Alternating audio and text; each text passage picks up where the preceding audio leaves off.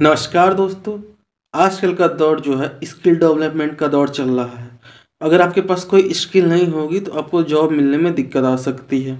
अगर आज देखा जाए तो हर फील्ड में कंपटीशन बहुत ज़्यादा है, अपॉर्चुनिटी बहुत कम। लेकिन आईटीआई ही एक ऐसा क्षेत्र है जिसमें कि कंपटीशन तो ज़्यादा है ही, लेकिन अपॉर्चुनिटी भी बहुत ज़्यादा होती है। इंजीनियरिंग के बेस लेवल होने के कारण इसमें अपॉर्चुनिटी के चांसेस ज़्यादा होते हैं। दोस्तों, एक उम्र के बाद हर किसी को लगता है कि वो अपनी फैमिली को सपोर्ट कर सके और वो अपना खर्चा खुद उठा सके। पेरेंट्स भी आपका एक टाइम तक ही सपोर्ट कर सकते हैं। ऐसा नहीं है कि वे आपके लिए दूसरी भावना रखते हैं, लेकिन जब तक आप अपने पैरों पर नहीं खड़े होंगे तब तक अपने फैमिली को आप सपोर्ट नहीं कर पाएंगे।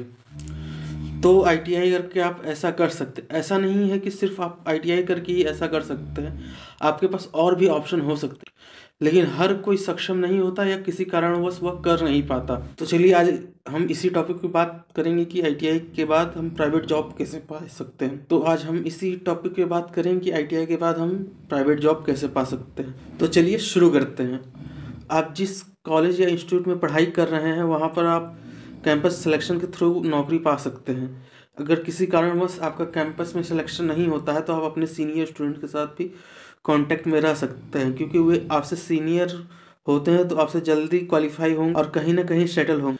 अगर आप उनके कांटेक्ट में रहते हैं तो वो भी आपकी हेल्प कर सकते हैं। अब आप ये कहेंगे कि ये तो आप जुगाड़ का तरीका बता रहे हैं, लेकिन ऐसा नहीं। आपको पब्लिक रिलेशन बना कर चलना हो। आपका सीनियर आपकी हेल्प करता है तो आप भी कल किसी अपने जूनियर की हेल्प कर पाओगे।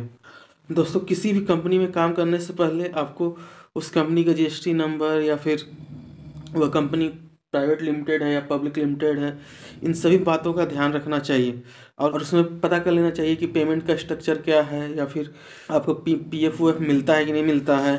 अगर कोई कंपनी गवर्नमेंट रूल के हिसाब से काम करते हुए पीएफ डीए ज़रूर देती है।